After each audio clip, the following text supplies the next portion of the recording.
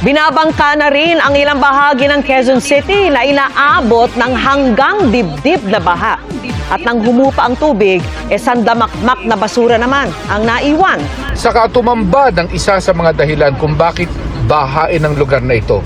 Sandamakmak na basura. Walang direktang sagot ang Pangulong Bongbong Marcos sa tanong kung sapat ba ang kanyang nagawa para harapin ang isyu tungkol sa korupsyon at flood control scandal sa bansa sa loob ng mahigit isang taon. Deeply rooted that you have to do something fairly radical to change the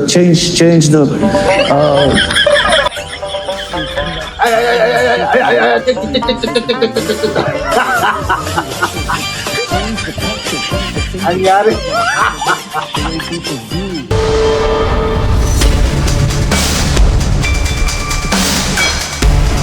Good morning sa inyong lahat. Welcome back sa panibago nating video na kung saan komentuhan lang natin mga boss yung nagganap kahapon ang napakaaga, napakalakas na ulan mga boss. Na umabot hanggang dibdib yung baha mga boss. Halika, panoorin nga natin.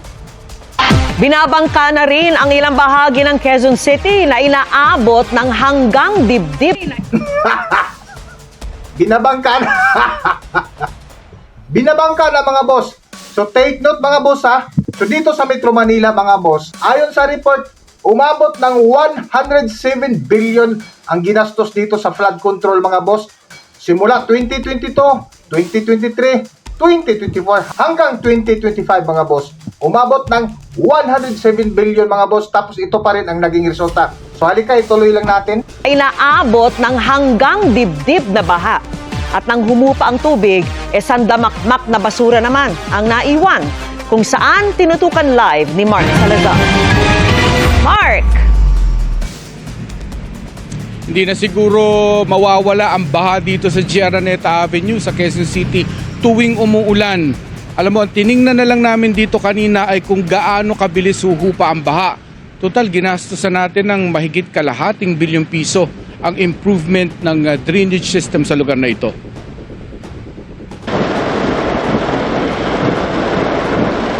Bandang alas 10 ng umaga kanina, bumuhos ang napakalakas na ulan sa Quezon City. Sabi ng Pag-asa, nasa orange rainfall warning ang Metro Manila sa oras na yon. Pero wala pa atang isang oras hanggang dibdib na agad ang tubig sa NS Amoranto Street na kadugtong ng G. Araneta. Siyempre, impassable ang daan at bangka na lang ulit ang mode of transport. Pinalutang ng baha ang mga basurang nasa kanal at bangketa.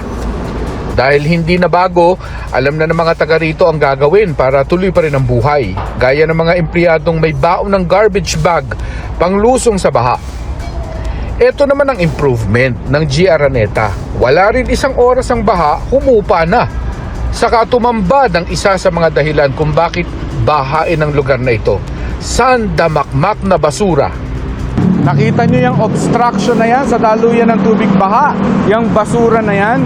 Yan ang isa sa tinukoy na dahilan kung bakit nagbabaha pa rin dito. Halimbawa sa G. Araneta Avenue sa Quezon City. Kung tutuusin, napakalaki ng absorptive capacity nitong creek na ito para sa flood water. Pero syempre, kung ang daluyan naman ay may barang ganyang karaming basura, aapaw talaga ang tubig sa kalsada. Yan na yung nakikita natin sa balita. Ito'y hindi na problema ng infrastruktura. Ito'y problema ng behavior ng mga tao na sana raw ay magbago. Pagtila ng ulan, nagsagawa agad ng clean-up operation ng mga taga-Skyway. Mapapakamot ulo ka sa mga inaahong basura. Bukod sa mga single-use plastic, meron pang malalaking tabla, maleta at sako-sakong balat ng bawang. Habang wala rin ulan, naghahabol ng pagpump ang MMDA mula sa bagong drainage system ng G. Araneta para itapon sa main creek. Palabas naman yan ng San Juan River. Halos sa buong daytime, nasarado itong parte na ito ng G. Araneta. So ganun talaga ang mangyari mga boss. Pag walang disiplina yung mga tao mula sa barangay level hanggang pataas, ganun talaga ang mangyari.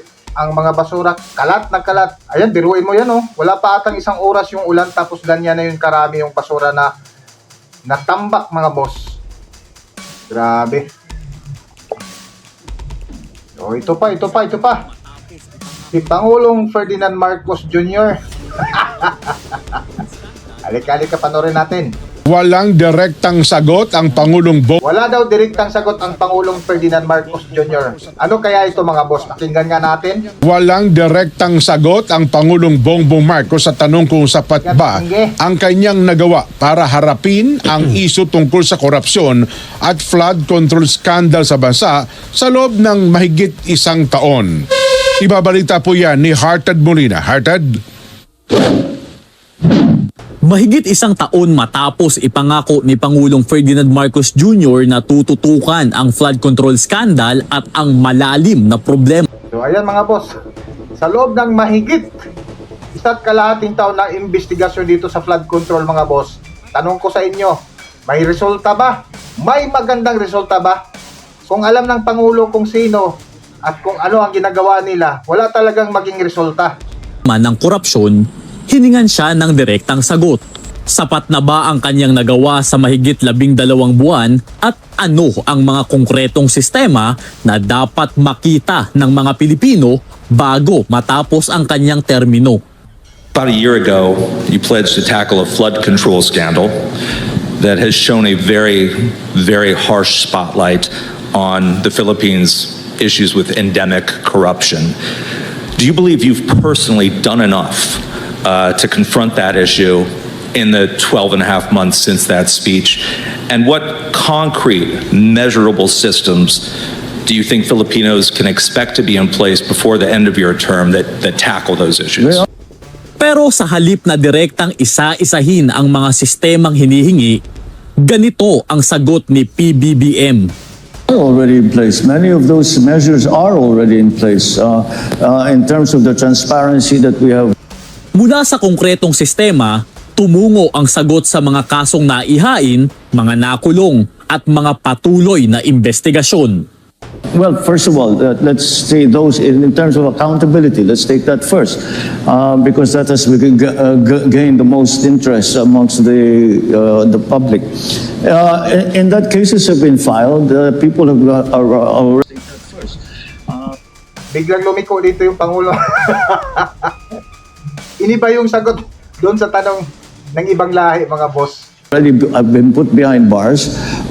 There are continuing investigations into those who are going to be held accountable, who have to be held accountable for any wrongdoing in terms of corruption, in terms of the flood control scandal. So that is ongoing, and I would not be surprised if that continues to go, that those investigations and this kind of self-examination in terms of the government continues to go beyond my term, beyond 2028. At muling binanggit ng Pangulo ang pagbabago sa sistema at paraan ng pagtatrabaho sa loob ng gobyerno. The reason that I exposed all of this in the SONA before last was simple, because I was shocked by what was going on, and I said we have to. It is so endemic and it is so deeply rooted that you have to do something fairly radical to change the. It's not paradigm shift is actually even a bit of a weak term for it. You have to